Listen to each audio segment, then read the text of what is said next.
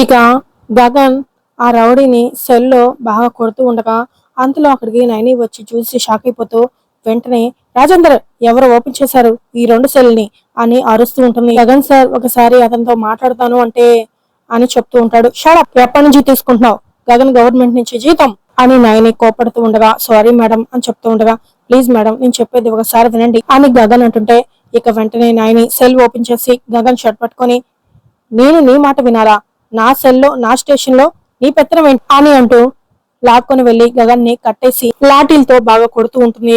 అక్కడ ఉన్న పోలీసులందరూ కూడా చూస్తూ చాలా బాధపడుతూ సార్ గగన్ గారు చాలా ఇన్ఫ్లుయెన్స్ ఉన్న వ్యక్తి ఆయన్నే మన ఏసీపీ గారు అలా కొడుతున్నారంటే ఇక మా ఊళ్ళ పరిస్థితి ఏంటి అని మాట్లాడుకుంటూ ఉంటారు. ఇక నయని ఆ రౌడీని కూడా బాగా చితకబాదుతూ ఉంటుంది. గగన్ ని అతన్ని ఇద్దరిని అలా కొడుతూ ఉండగా అంతలో శారద భూమి కృష్ణప్రసాద్ ముగ్గురు వచ్చి చూసి షాక్ అయిపోతారు. శారద ఏడుస్తూ లోపలికి వెళ్ళబోతూ ఉంటుంది. పోలీసులు అడ్డుకుంటూ ఉంటారు.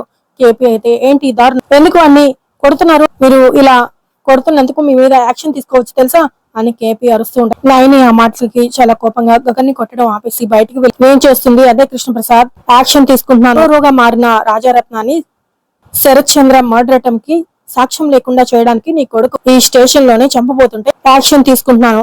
ఏం లాయర్ గారు మీకు న్యాయం తెలుసు కదా ఒక ఎక్యూస్ ఇంకో ఎక్యూస్ మీద చేసుకోవచ్చా అని అడుగుతూ ఉంటుంది.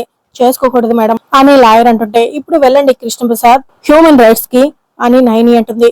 ఒక విషయం గుర్తుపెట్టుకోండి గగన్ ఎవరికి హాని తలపెట్టే మనిషి కాదు. వాడు రాజారత్నం మీద చేయెత్తాడంటే వాడు అపూర్వ మనిషి అని వాడికి అర్థమై ఉంటుంది. రాజారత్నం అపూర్వతో మాట్లాడడం నా కళ్ళతో నేను చూశాను అని కేపీ అంటుంటే ఏది ఎలా తెలుసుకోవాలో మేము తెలుసుకుంటాం ముందు మీరు ఎందుకు వచ్చారో చెప్పండి అని నయని అడుగుతూ ఉంటుంది. గగన్ గారికి వేలు తీసుకొచ్చాం మేడం అని లాయర్ చెప్తూ ఉంటాడు. ఇక నయని రాజేందర్ ఆ ప్రొసీజర్ ఏదో కంప్లీట్ చేసి గగన్ ని వదిలేయండి అని చెప్పేసి వెళ్ళబోతూ వదిలేయడం అంటే పూర్తిగా వదిలేయటం కాదు స్టేషన్ కు వచ్చి సంతకం పెడుతూ ఉండాలని చెప్పండి అని నయని చెప్తూ ఉండగా ఆ మాత్రం కూడా తెలియని అనెడ్యుకేటెడ్ కాదు మేడం అని కేపీ అంటూ ఉంటాడు. ఇక నయని చాలా కోపంగా చూస్తూ అక్కడి నుంచి వెళ్ళగా లాయర్ ప్రొసీజర్ అంతా అయిపోగానే గగన్ ని వదిలేస్తూ ఉంటారు.